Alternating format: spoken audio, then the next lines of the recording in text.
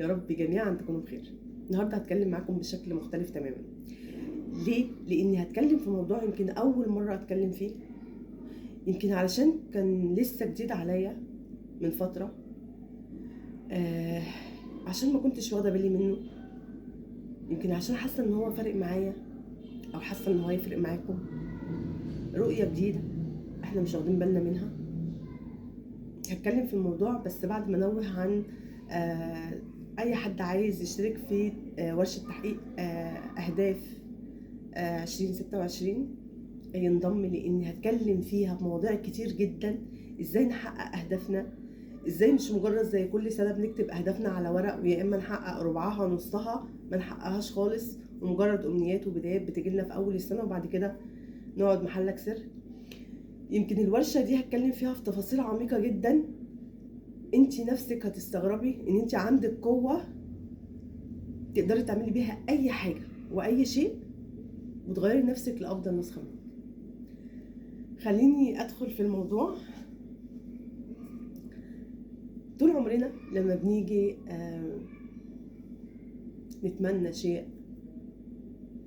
او نبقى ماشيين دايما بنبص لفوق، دايما بنبص لقدامنا، دايما بندعي، دايما واخدين بالنا من الحاجات اللي فوق، دايما باصين لاعلى.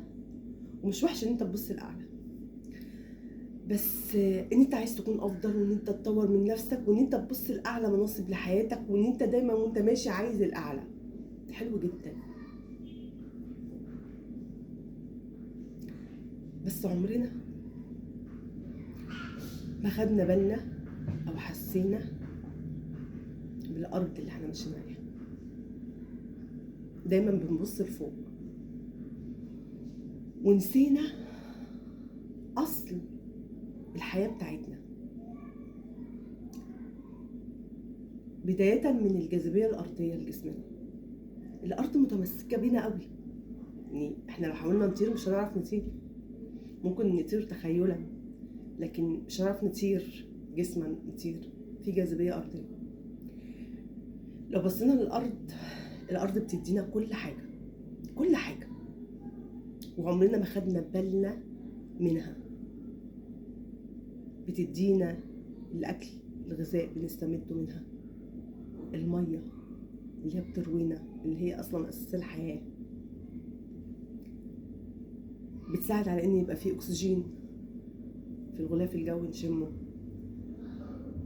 لو بصينا للأرض هنلاقيها بتدعمنا بكل الطرق، بتدعمنا بكل التفاصيل، بتدعمنا بكل ما أوتيت من قوة، واحنا دايما مش واخدين بالنا منها.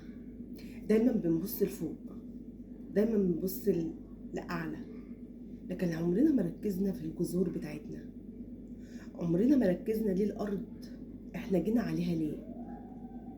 مش عايزه اتكلم في الدين ومش عايزه اقول ان خلق الانسان والجن والانس الا اللي يعبدوا. ما هو اكيد احنا جايين عشان عباده، مفيش مشكله، بس احنا مش جايين الدنيا دي عشان كده بس، وعشان اللي يعبد يخش الجنه واللي ما يعبدش يدخل النار. احنا مش جايين عشان كده بس، احنا جايين للحكمه في الارض. الارض بتدينا كتير، مستنيين من كل واحد فينا يعيش التحدي بتاعه في الارض. وكل شخص فينا له تحدي على الارض، كل شخص فينا ليه حاجة المفروض ان هو يعملها علشان يفيد الارض دي، علشان يفيد نفسه، علشان يفيد غيره. كل شخص فينا له تحدي، كل شخص فينا جاي الارض دي علشان حاجة معينة، مهمة معينة هتعملها وهنمشي. ايه هي؟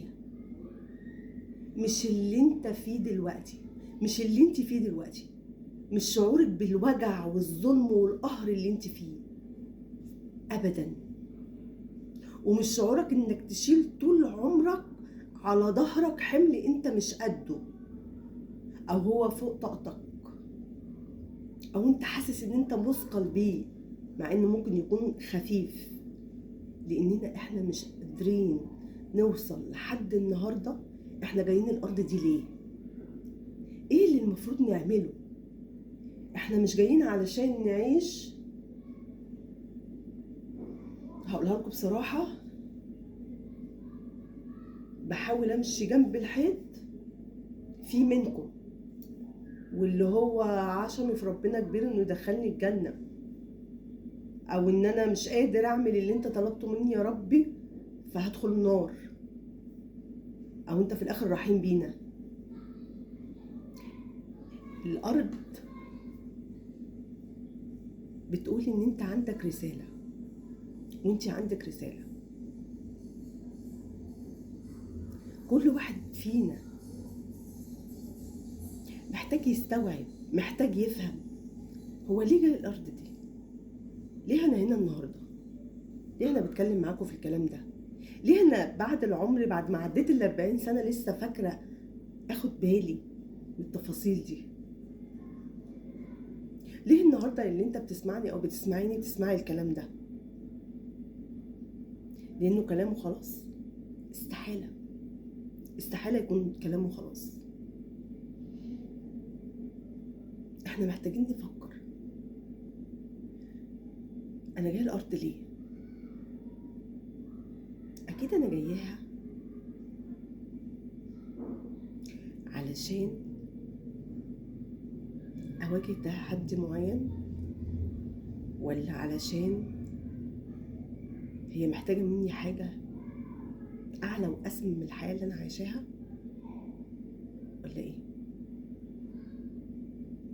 واكتر من الكلام ده هنتكلم فيه في ورشه 2026. هي سيدات فقط، صدقيني مش هتندمي.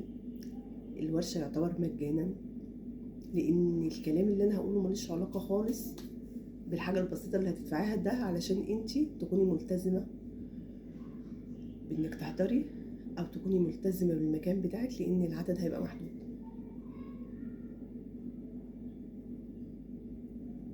ركزوا شويه في اللي جاي وابدأي من دلوقتي، التغيير الحقيقي هتلاقيه، وهتوصلي انت جايه الارض ليه، وليه هي متمسكه بيكي قوي كده، وليه بتديكي كل شيء وانت مش واخده بالك اصلا ان هي اللي بتديكي. اتمنى لكم جميعا السلام النفسي.